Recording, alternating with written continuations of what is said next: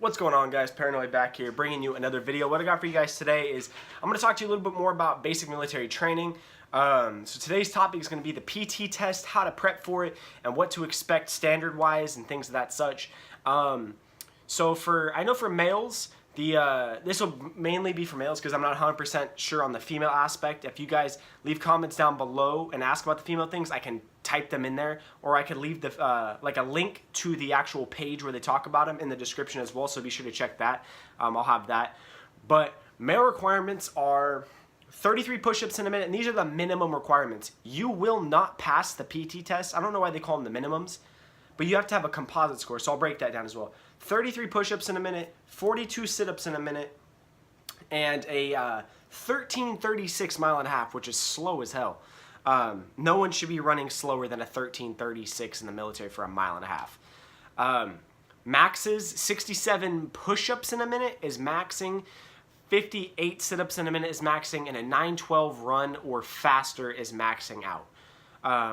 So the run is worth a bulk of your points. If you're not, you don't know already, the run, if you max out your run, you get 60 out of 100 points.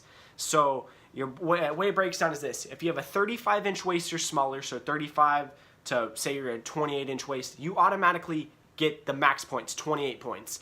If you're 36-inch waist, I think you get like 19 points or 18 points, and it just goes on from there. You can get 15. If you have like a 40-inch waist, you automatically fail the waist measurement, and which results in you fail the PT test, because you fail one category, you fail everything.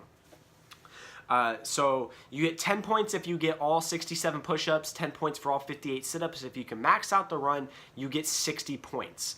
Now, you're probably wondering, well, if I get 60 for that, I probably only get like 10 if I have like a 13-minute run, which is false. You will get at least 50 points, okay, if you run a 12:14 or faster. You know, in basic, I was not good at running. I've had some problems with my knees. I had some problems with my legs at BMT. I ended up tearing my meniscus at BMT in running on it, so I didn't get recycled or anything like that, because I was still okay. Like, it would hurt, but it was a pain that I could deal with. And then when I got here is when it really got hurt.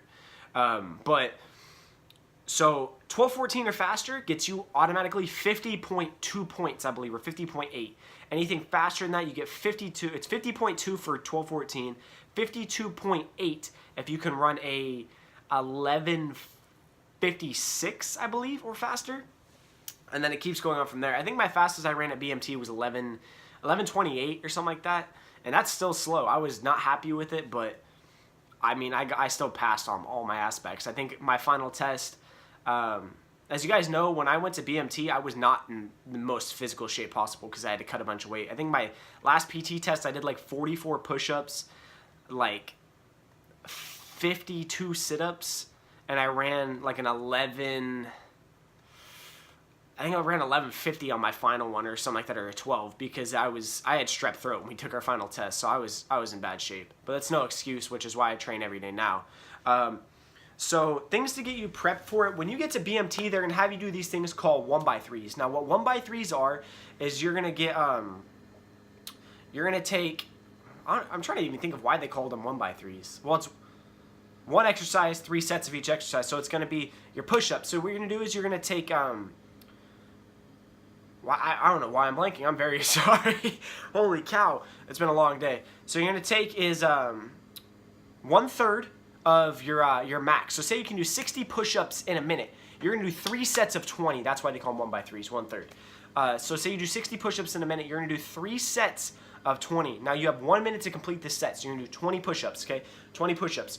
And then you're going to wait a minute. You're going to let that minute finish out. Okay, now the second that minute finishes, you start the next one. You do your 20. If you go over the minute, then you just go into the next 20. You just keep pushing. You just keep pushing until you finish that. Now you want to do 3 to 5 sets of these a day at basic. They will try to tell you that you need to do this, and I would highly recommend it, because we had someone from our flight do 8 push-ups.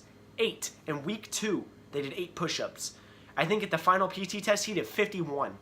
Now in 4.5 weeks, if you don't think that from 8 to 51 push-ups is a jump, you're on drugs. I'm sorry. And then same with sit-ups. So say you can do 80 sit-ups in a minute. Do sets of 30, 3 sets of 30. You know, and keep doing that, and just higher your repetitions each week. Add a couple more reps as you feel comfortable, and I guarantee that you will have better numbers. You know, that's why they implement that along with the strength training and the run days.